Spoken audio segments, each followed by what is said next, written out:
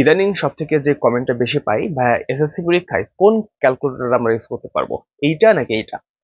তো আমার কাছে দুইটা ক্যালকুলেটর আছে এবং এই দুইটা ক্যালকুলেটর আশা করি তোমাদের সবার কাছে আছে, এইটা অথবা এইটা সবার কাছে আছে। তো আমার এইটার নাম হচ্ছে এপেক্স 100 MS, আর এটার নাম হচ্ছে এপেক্স 991 ES প্লাস। এখন একটু কথা বলি, দেখো, সরকার থেকে খুব সুন্দর মতো আমাদের নির্দেশ দিয়েছে যে প্রোগ্রামিং যে ক্যালকুলেটর আছে, হ্যাঁ, এবং নন প্রোগ্রামিং যে ক্যালকুলেটর গুলো আছে সেগুলো আমরা ইউজ করতে পারবো, কিন্তু প্রোগ্রামিং যে ক্যালকুলেটর গুলো, অর্থাৎ এই যে এটা প্রোগ্রামিং ক্যালকুলেটর, এটা কিন্তু ইউজ করতে পারবো না। আর এটা হচ্ছে নন প্রোগ্রামিং ক্যালকুলেটর, এটা ইউজ করতে পারবো।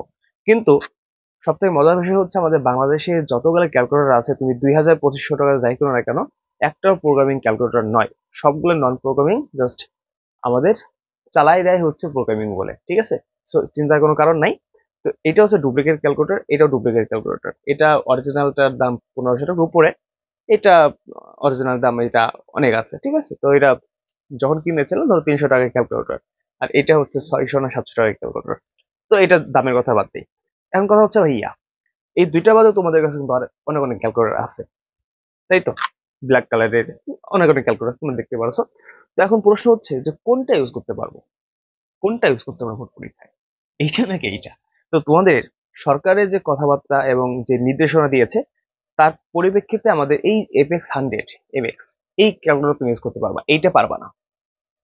ডিরেক্টলি বলতেছি, এইটা পারবা না, কিন্তু এইটা পারবা। কিন্তু সব থেকে মজার বিষয় হচ্ছে এই যে আজকে থেকে মানে আজকে 2025 সাল চলে, আমি এসএসসি 2019-এ দিছি, এরপর 20 সাল 21 সাল থেকে স্টুডেন্ট পড়ে, 21 সাল 22 সাল 23 24, ঠিক আছে? ধরো 4টা বছর যতগুলো স্টুডেন্ট আমার পরীক্ষা দিয়েছে সবাই কিন্তু এইটা বা এর থেকে হাই লেভেলে যে ক্যালকুলেটর গুলা সেগুলো দিয়ে পরীক্ষা দিয়েছে। তাদের কিন্তু সরকার থেকেও বা মানে স্কুলে ওই অন্য স্কুলে যে স্যার আছে তারা কিন্তু বাধা দেয় নাই। তো তোমাদের বাধা দিবে না, কিন্তু তুমি এটা নিয়ে গেলা যদি কপালে থাকে তাহলে বাধা দিতে পারে। বাট মজার বিষয় হচ্ছে তোমাকে চেকও করবে না যে তোমার ওই ফাইলের মধ্যে ক্যালকুলেটর আছে কি আছে না, চেকও করবে না। সো চিন্তা কোনো কারণ নাই, তোমাদের কাছে যেই ক্যালকুলেটর গুলো আছে তুমি নির্দ্বিধায় ইউজ করতে পারবা, এটাও পারবা, এটাও পারবা, বা এর থেকে হাই হাই লেভেল যে ধরো প্রোগ্রামিং ক্যালকুলেটর যদি তোমার কাছে থাকে সেটাও ইউজ করতে পারবা। সো নো প্যারা, বুঝতে পারছো? কিন্তু যদি নিয়ম নীতি মেনে মেনে চলতে থাকো তাহলে কিন্তু এটা ইউজ করতে পারবা, এটাও পারবা না, এইটা এইটা পারবা।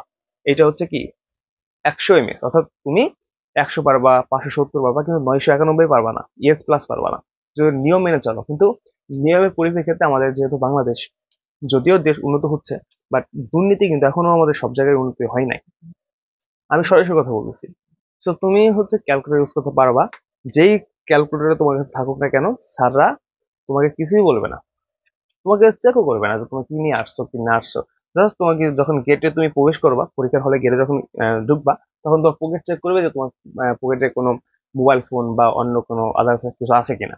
বাট কি ক্যালকুলেটর আনছো তোমার এটা দেখবেই না, দেখবে না। কিন্তু মাঝে মাঝে অনেক জায়গায় দেখে, এটা নিউজে পাই, বাট খুবই কম। ধরো 100-এর মধ্যে 90 ভাগ দেখে না, 10% দেখতে পারে, নাও পারে।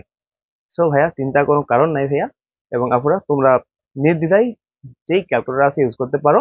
এবং অবশ্যই জানো এইটা দ্বারা কিন্তু সব এমসিকিউ গণিতের, হ্যাঁ, উচ্চতর গণিত, তারপরে সাধারণ গণিতের এমসিকিউ ধরো 30টার মধ্যে মিনিমাম 20 থেকে 22টা তুমি সমাধান করতে পারো। আমাদের ইউটিউব চ্যানেলে ভিডিও কিন্তু অলরেডি দেওয়া আছে, তুমি যেই বেজে হো না কেন অবশ্যই আমাদের ওই ইউটিউব চ্যানেলের গণিতের ভিডিওগুলো দেখবা, যে এই ক্যালকুলেটর দ্বারা জাস্ট তুমি তুলিতে যদি সারা সারা বছর তুমি ফাঁকিবাজি করো, এমসিকিউ না পড়ো, তাহলে জাস্ট 1 সপ্তাহ তুমি এমসিকিউ প্র্যাকটিস করো, তুমি 30টার মধ্যে ধরো মিনিমাম তো 15টা পারবা, অর্থাৎ মোটামুটি ভালো একটা রেজাল্ট করবো এই ক্যালকুলেটরের মাধ্যমে। এটা ধরো যাবে, বাট এটা দ্বারা কম যায়, এটা দ্বারা কম যায়।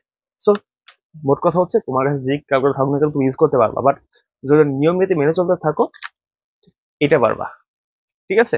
নিয়ম বললে এটা পারবা, এটা পারবা না। বাট যেটা বললাম এতক্ষণ আশা করি বুঝতে পারছো। তোমার কাছে যা আছে সেটা নিয়ে হলে যাবা, নো টেনশন নো প্যারা। ওকে? আবার অনেকেই আবার যখন ধরবে তখন আবার আমাকে বকা দেবে যে ভাইয়া আপনি আপনার জন্য ক্যালকুলেটর নিয়ে গেছে। এইগুলো বলা যাবে না, রিস্ক তোমার, ঠিক আছে? আমি আমার এই যে যেই টোটাল যে বললাম 21 সাল থেকে 24 সাল পর্যন্ত যতগুলো স্টুডেন্ট দিচ্ছে, এখন থেকে মানে কোথাও এইভাবে ধরে নাই, কেউ বলে নাই, সবাইকে পরীক্ষার হলে ঢুকতে দিয়েছে, যে কোনো ক্যালকুলেটর লিখতে দিচ্ছে, নো প্রবলেম। এখন তোর নিউজ পাই নাই, বাট তোমরা জানাও মেবি ঢুকতে দিবে না, রিস্ক নেওয়ার কোনো দরকার নাই, ঠিক আছে? যদি রিস্ক না দিতে চাও তাহলে এটা নিয়েই যাবা। আর রিস্ক নিয়ে যদি চাও তাহলে এটা নিয়ে যাবা। সো ভালো থাকো সবাই। এই হচ্ছে টোটাল বিষয়গুলা। নতুন হয়ে থাকলে চ্যানেলটি সাবস্ক্রাইব করবা, ভিডিও লাইক করে দেবা, বা বন্ধুদের কাছে শেয়ার করে দেবা যারা এখন চিন্তার মধ্যে আছে যে কোনটা ইউজ করবো না, কোনটা ইউজ করবো না। ভালো থাকো সবাই, দেখা হচ্ছে নেক্সট কোনো ভিডিওতে।